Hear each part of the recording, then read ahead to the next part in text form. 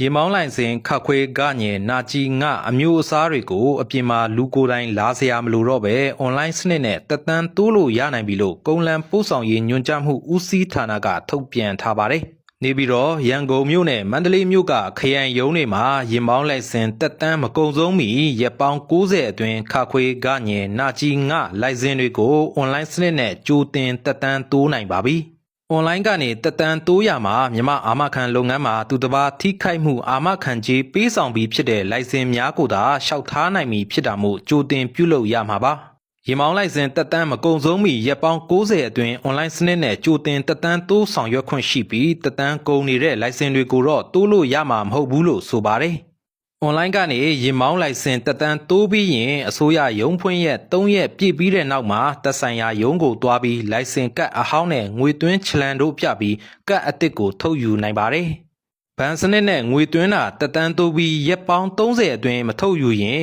ပျက်စီးစည်းရင်သွင်းမှာပါ။